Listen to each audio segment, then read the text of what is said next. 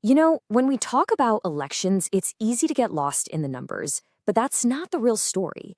An election is really a conversation of trust between a community and the people who want to lead them. To really get what's happening in our country's political economy, we have to go to the ground, one constituency at a time. And today, we're going deep into the hills of Nagaland.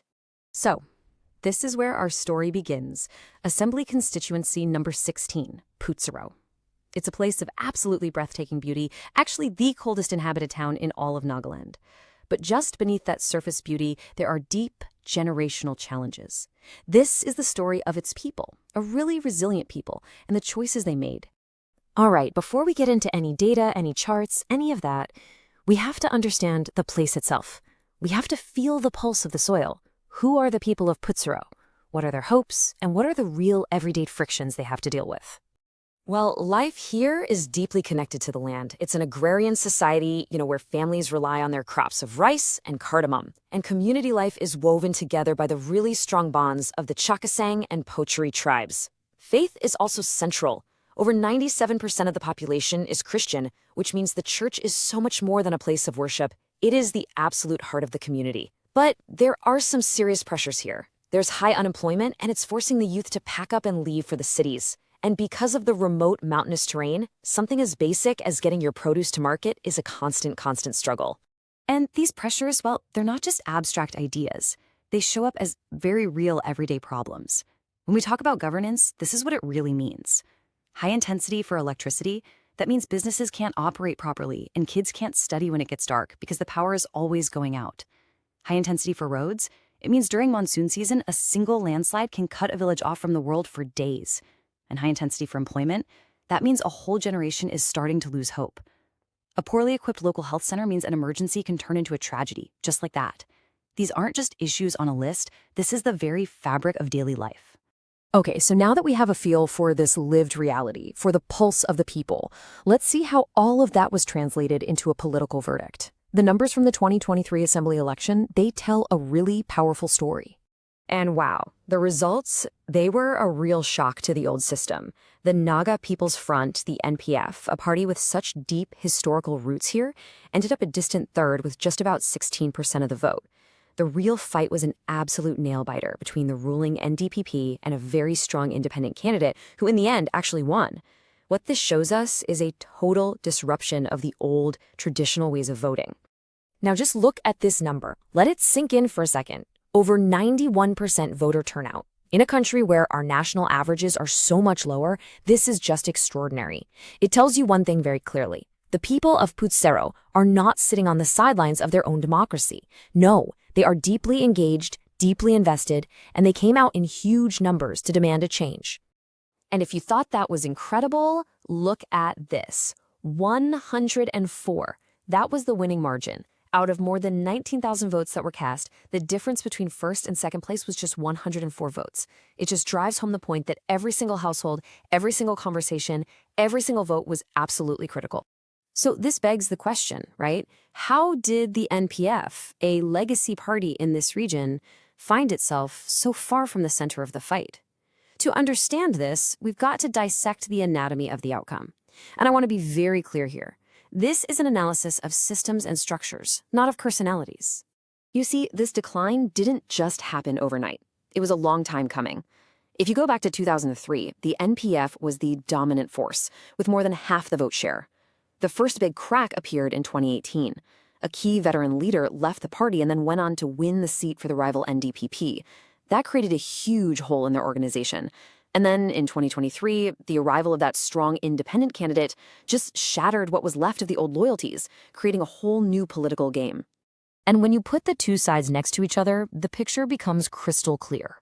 On one side, you have the NPF, trying to fight with a weakened grassroots organization, leadership fractures from people leaving, and not enough funding. And on the other side, you have the ruling NDPP-BJP alliance. They bring the full power of being in government, significant financial resources, and a strong state-level machine. It's a structural mismatch, and it goes way beyond any one candidate. When you see a number like 91% turnout, it's more than just a statistic. It is such a powerful expression of our democracy. It's a reminder that public speech, whether it's from a voter casting their ballot or a leader making a promise, comes with a very real responsibility. A responsibility to be informed, to be truthful, and to uphold the dignity of the entire process. But to really get to the bottom of the NPF situation, we have to go even deeper than just the last election. We need to use a kind of forensic memory, because the data shows this wasn't some sudden collapse. It was a slow, steady erosion of support that's been happening for 30 years. Let's just walk through this story told by the numbers. In '89 and again in 2003, the party was at the very top, commanding a majority, over 50% of the vote. But then after 2008, a steady slide begins. It goes to 46%, then a huge drop in 2013, down to 32%, down again in 2018 to 29%, and then in 2023, the floor just drops out completely to 16%.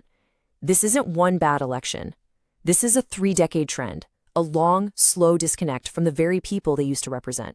Okay, so that is the diagnosis. But what's the point of a diagnosis if there's no path to getting better? So what would a disciplined strategy to rebuild that trust, to reconnect with the people of Pfutsero, what would that actually look like? This is not just a plan to win an election, it's a blueprint for a whole new contract of governance.